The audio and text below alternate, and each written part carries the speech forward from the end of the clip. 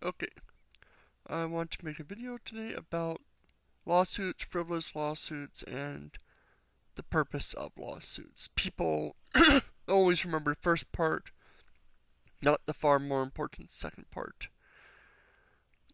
Link below to a video by Count Hector, did a video about a survivor of the Sandy shooting, which was suing for $100 million the state of Connecticut.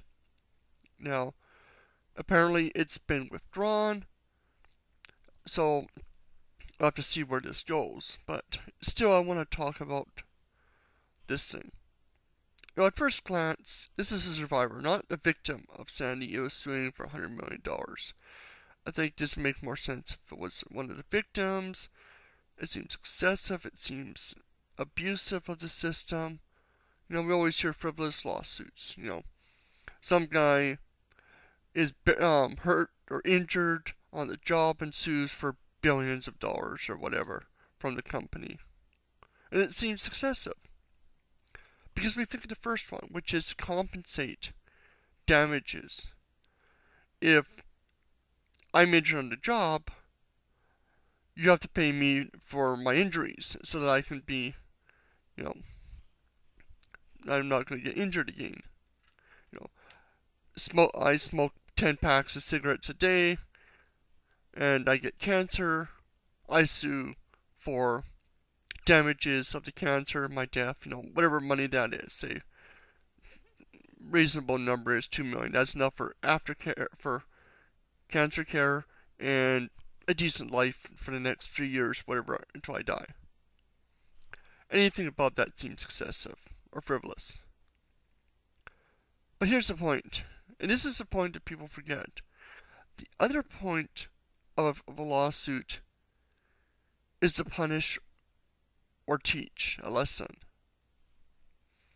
If a company makes billions of dollars, let's say company A has unsafe work conditions, machines that are out of date, machines that should have been fixed, machines that save them $100,000, $1 million, $100 million a year, or whatever, not fixing in their company. Because to fix them would cost them more money than they make. So they don't fix them. So these things break down all the time and people get injured or killed. Is paying, say, you lose a finger, paying you $500,000 or $100,000, whatever your cost is, to have it fixed and for your pain and suffering. Is that going to change the company? Is that going to make the company go and fix these machines so that it doesn't happen again? Let me see. $10 million to fix the machines versus $100,000 occasionally to pay a guy who loses a finger. I think, bottom line, most companies would choose, that are in there for the money and greed, are going to choose just pay the occasional lawsuit. Making them pay $10 million, $20 million, $100 million, whatever, makes it so that they are forced to change and fix the machines. Because now their cost of fixing the machines is doubled for one case. And since it sets precedents, if somebody else is injured again, and they were on warning on fixing those machines, now that next lawsuit can go to $200 million, $300 million, and that they cannot afford. Because then they're starting to be hurt, bottom line.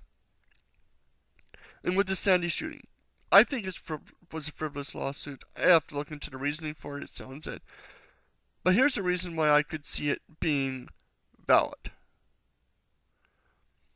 Let's see, the grounds they were saying was that the Connecticut state's gun laws were the cause of this. That it didn't have strict enough gun laws. That it was the son's own mother's guns that allowed him to get the access. He had mental problems, and a lot of these states are cutting funds to help people with mental problems. So we got that issue. Let's say, for instance, they're suing on the issue of gun control. The NRA spends hundreds of millions of dollars lobbying for weaker gun control. How much money is a lawsuit going to have to be to where the point that multiple lawsuits of this kind hurt the state enough that it forces them to actually change their gun laws? How much do you have to do to override whatever money the NRA is paying the state of Connecticut? Is a survivor's probably only $500,000, maybe $1 million? I know you can't really put money on trauma, but let's say that's it. If the NRA is paying $100 million a year to Connecticut for gun laws, is a $1 million lawsuit really going to change laws? Is a $10 million lawsuit really going to change laws? Because how often is it going to be one of these mass shootings that could be the fault of Connecticut's gun laws?